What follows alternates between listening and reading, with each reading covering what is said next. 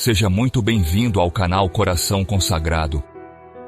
Hoje vamos mergulhar na inspiradora história de São Bento, um dos maiores santos da Igreja Católica, cuja vida de santidade e milagres transformou o mundo. Nesta história, iremos explorar sua juventude, os milagres que marcaram sua vida e o poder espiritual que ele nos deixou como herança.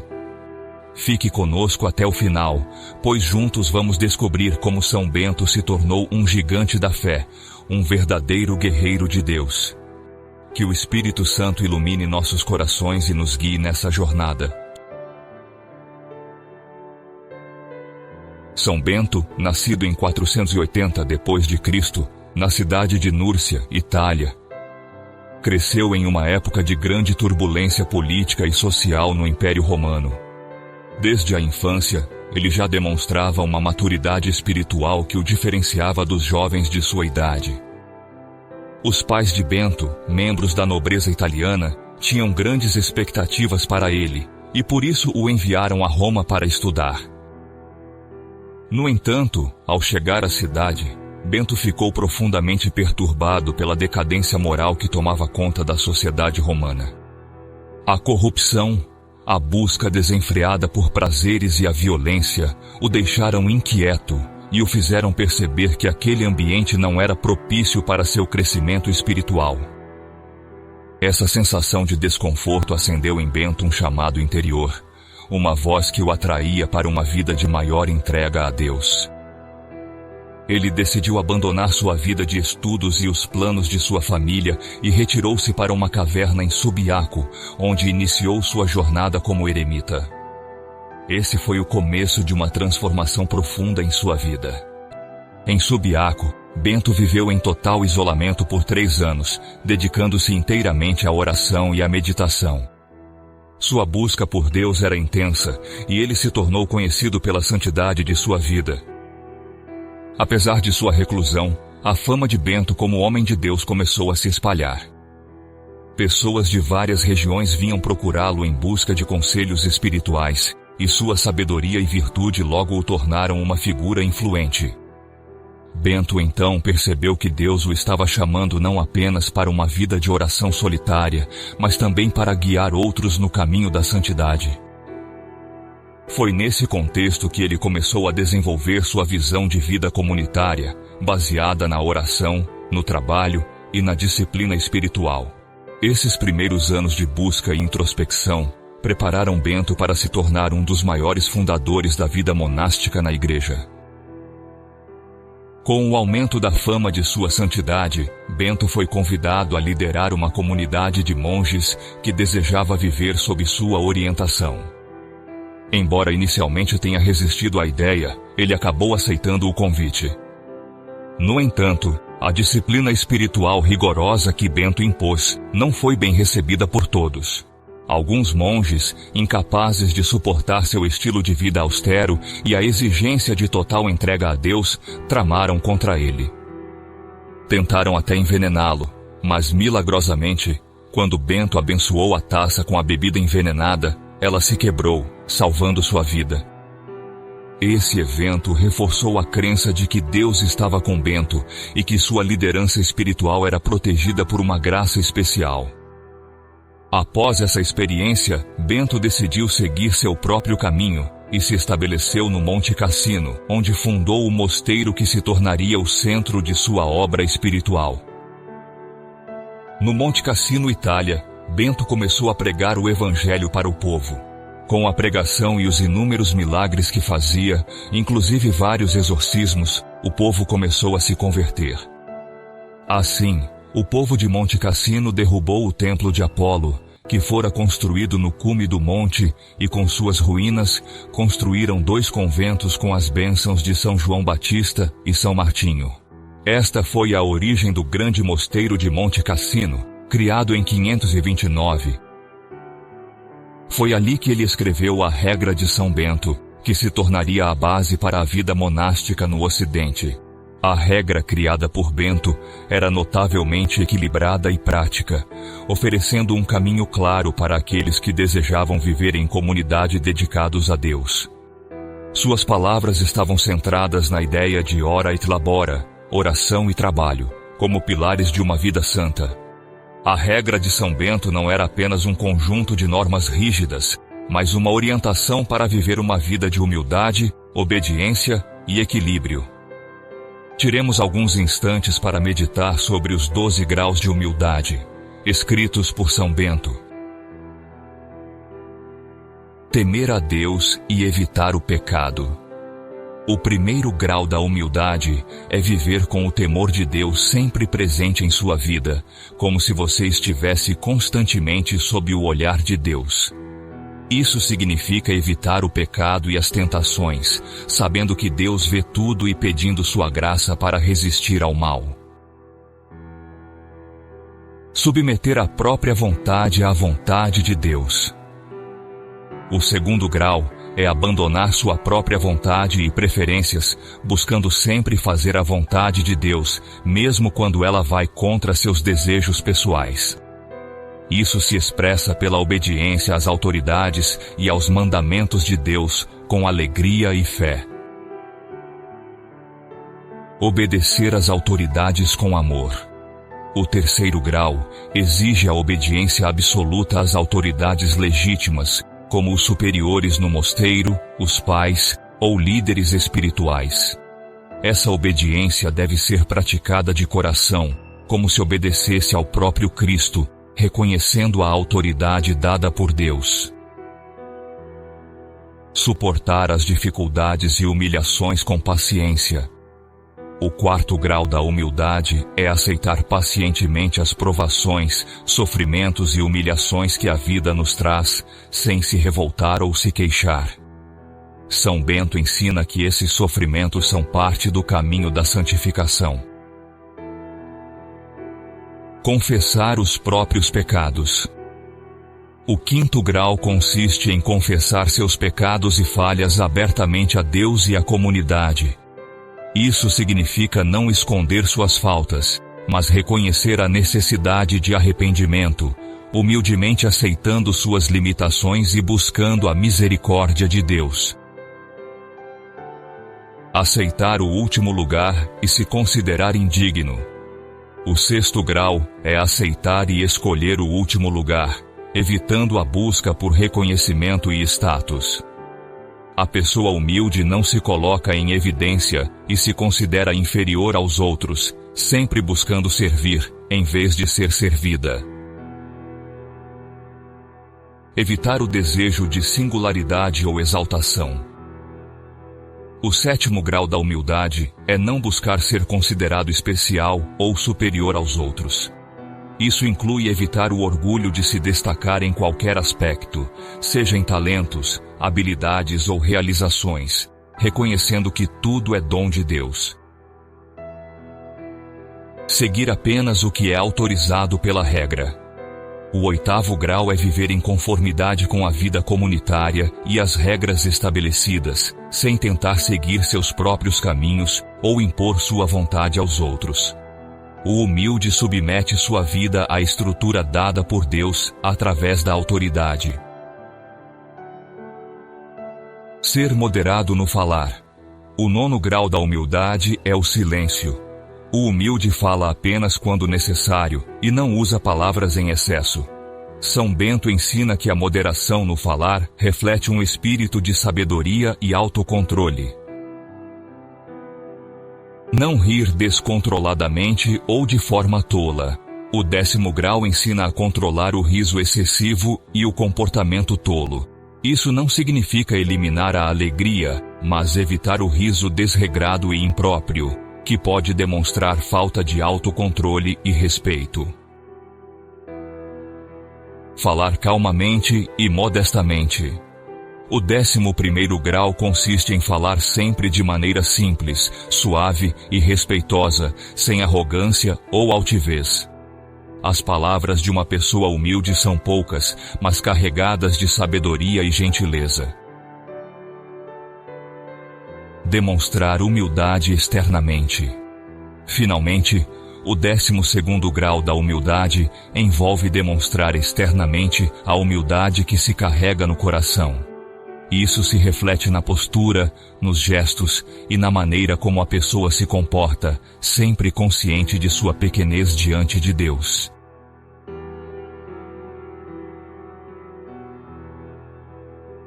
As regras de São Bento, de fato, eram duras e exigentes, refletindo o quanto o caminho para a santidade pode ser árduo, especialmente diante das tentações e desafios do mundo. No entanto, essas mesmas regras nos ensinam o valor da disciplina e da perseverança em nossa jornada espiritual. São Bento sabia que para alcançar a santidade era necessário controlar os desejos do corpo, submeter a própria vontade e aprender a humildade em seu nível mais profundo. Além disso, ele organizou a vida dos monges de maneira equilibrada e metódica, com horários bem definidos para oração, leitura espiritual e trabalho manual. Essa estrutura ajudava os monges a cumprir suas responsabilidades diárias, mantendo o bem-estar físico, mental e espiritual, ao mesmo tempo em que se mantinham em constante comunhão com Deus. O trabalho não era visto como uma distração, mas como uma forma de louvor, uma oportunidade de servir a Deus em todas as ações. Essa harmonia entre oração e trabalho, também conhecida pela frase ora et labora, reza e trabalha, é uma marca da espiritualidade beneditina, um modelo de vida que busca santificar o cotidiano, transformar as atividades comuns em momentos de conexão profunda com Deus e com os outros. Assim, São Bento oferece uma verdadeira escola de santidade, na qual a rigidez de suas regras não era um fardo, mas um caminho para a liberdade espiritual. A sabedoria da regra se mostrou duradoura, inspirando monges e religiosas ao longo dos séculos a seguir esse caminho de simplicidade e devoção. O mosteiro de Monte Cassino se tornou um farol de espiritualidade e aprendizado, e a influência de São Bento se espalhou por toda a Europa, estabelecendo a base para a vida monástica cristã. Entre os muitos milagres atribuídos a São Bento, 3 se destacam pela profundidade espiritual e pelo impacto que causaram na vida daqueles que testemunharam sua santidade. Durante a construção de um mosteiro, os monges se depararam com uma enorme pedra que bloqueava o progresso. Era uma pedra que, segundo a tradição local, havia sido usada como altar em rituais de sacrifícios ao deus pagão Apolo, o que a carregava de influências malignas. Por mais que tentassem, os monges não conseguiam movê-la, mesmo unindo todas as suas forças. O desespero crescia entre eles, e logo perceberam que havia algo além de seu poder físico impedindo a remoção da pedra. Foi então que decidiram recorrer a São Bento, cuja santidade já era conhecida por seu profundo poder espiritual. Quando o santo chegou ao local, percebeu imediatamente que a pedra não era apenas um obstáculo físico, mas que estava sendo segurada por demônios. Em sua sabedoria espiritual, Bento compreendeu que esses espíritos malignos tentavam frustrar os esforços de construção do mosteiro, pois a obra representava uma derrota para o reino das trevas. Com grande fé e calma, São Bento fez o sinal da cruz sobre a pedra e ordenou que os demônios se retirassem. Imediatamente os espíritos malignos fugiram, e o que antes parecia impossível tornou-se surpreendentemente fácil. A pedra que nenhum dos monges conseguia mover foi removida com facilidade. O episódio reforçou a autoridade espiritual de São Bento sobre o mal e consolidou ainda mais sua reputação como um homem escolhido por Deus para lutar contra as forças das trevas. Outro milagre de grande impacto na vida de São Bento envolve a salvação de São Plácido, um menino que vivia no mosteiro sob a orientação do santo. Certo dia, enquanto Plácido buscava água em um rio, ele caiu acidentalmente e começou a se afogar. São Bento, que estava longe do rio, dentro do mosteiro, foi imediatamente avisado de maneira sobrenatural por uma visão enquanto rezava. Ele teve a visão clara de Plácido lutando contra a correnteza e sabia que precisava agir rapidamente. Sem hesitar, São Bento chamou o irmão Mauro, um dos monges, e disse-lhe: "Irmão Mauro, vai depressa ao lago, pois o menino Plácido caiu nele." O monge, que não sabia nadar, ficou perplexo, mas São Bento o encorajou a confiar plenamente em Deus. Sem duvidar da fé de São Bento, Mauro correu até o rio e, de maneira milagrosa, andou sobre as águas como se estivesse andando em terra firme. Mauro conseguiu alcançar Plácido e resgatá-lo, salvando sua vida. Quando Plácido se recuperou, ele fez um relato impressionante. Enquanto era salvo por Mauro, o menino dizia ter visto São Bento sobre as águas, e não o irmão Mauro. Isso revelou que o santo, de forma misteriosa, estava presente naquele ato milagroso, mostrando seu poder de intercessão mesmo à distância. Um dos episódios mais conhecidos envolvendo São Bento foi a tentativa de assassinato que ele sofreu por meio de envenenamento. Os detalhes dessa história realçam a proteção divina sobre o santo e sua confiança inabalável em Deus. Enquanto vivia em um mosteiro, São Bento começou a enfrentar a inveja e a resistência de alguns monges que não concordavam com sua disciplina e seu estilo de vida rigoroso. Incapazes de suportar sua autoridade espiritual, esses monges planejaram matar o santo. Eles colocaram veneno em um cálice de vinho, que foi apresentado a São Bento durante uma refeição. Sem desconfiar das intenções maliciosas dos monges, Bento pegou o cálice para fazer a tradicional bênção antes de beber. Mas algo inesperado aconteceu. Assim que São Bento fez o sinal da cruz sobre o cálice, ele se partiu em pedaços, derramando o vinho envenenado no chão. O milagre revelou a todos a presença do veneno e a proteção divina que cercava São Bento. Deus, em sua misericórdia, impediu que o santo fosse envenenado, e os monges responsáveis pelo crime ficaram atônitos e cheios de temor. Esse evento marcou um momento crucial na vida de São Bento, demonstrando claramente a providência de Deus em sua vida e sua missão. A devoção a São Bento cresceu consideravelmente ao longo dos séculos. E uma das manifestações mais conhecidas dessa devoção é a Medalha de São Bento. Essa medalha, amplamente venerada como um poderoso sacramental de proteção espiritual, carrega símbolos e orações que evocam a intercessão do santo contra as forças do mal. Seu uso remonta aos primeiros anos após a morte de São Bento, mas foi formalmente reconhecida e disseminada pela Igreja no século XVII. De um lado da medalha, a imagem de São Bento é representada segurando a regra com uma mão e uma cruz na outra. A cruz simboliza sua vitória espiritual sobre o mal e sua dedicação à fé em Cristo. Ao redor de sua imagem está inscrita uma oração que pede a proteção de Deus, especialmente na hora da morte. Eius in obito nostro praesentia muniamur. Que sejamos protegidos pela sua presença na hora de nossa morte. Essa invocação reflete a crença de que São Bento intercede especialmente por aqueles que estão próximos de sua partida para a vida eterna. No outro lado da medalha, encontra-se uma cruz cercada por letras que formam abreviações de poderosas orações de exorcismo. A inscrição, Crux sacra sit mihi lux, a cruz sagrada seja a minha luz, e non draco sit mihi dux, não seja o dragão o meu guia, estão no centro, rodeadas por outras iniciais que formam a frase Vade retro satana, nunquam suade mihi vana, sunt mala quae libas, ipse venena bibas, retira-te, Satanás, nunca me aconselhes coisas vãs, é mal o que tu me ofereces, bebe tu mesmo teus venenos.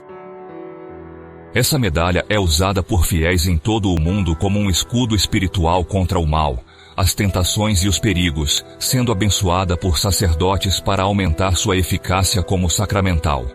A medalha de São Bento é um testemunho da fé inabalável e da luta contra as forças do mal, lembrando os católicos de que, com a intercessão do santo, podem sempre contar com a proteção divina.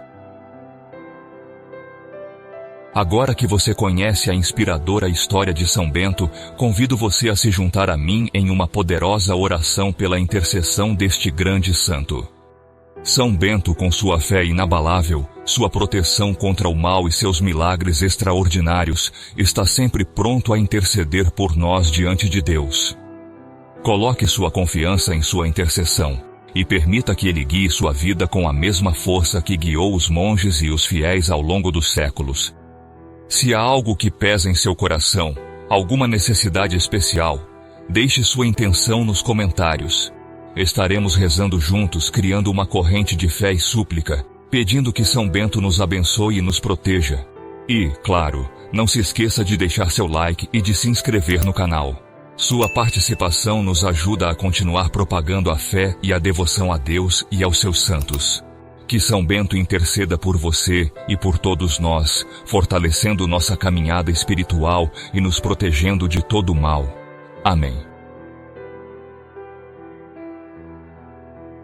Ó glorioso Patriarca São Bento, que vos mostraste sempre compassivo com os necessitados, fazei que também nós, recorrendo à vossa poderosa intercessão, obtenhamos auxílio em todas as nossas aflições.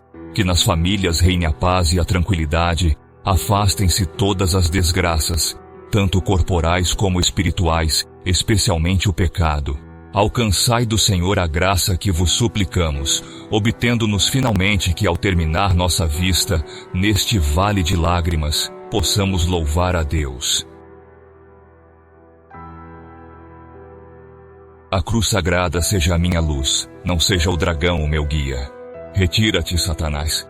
Nunca me aconselhes coisas vãs. É mal o que tu me ofereces. Bebe tu mesmo os teus venenos. Ó Deus, vós que vos dignastes derramar sobre o bem-aventurado confessor, o patriarca, o espírito de todos os justos, concedei a nós, vossos servos e servas, a graça de nos revestirmos desse mesmo espírito, para que possamos, com o vosso auxílio, fielmente cumprir o que temos prometido. Por Jesus Cristo nosso Senhor. Amém.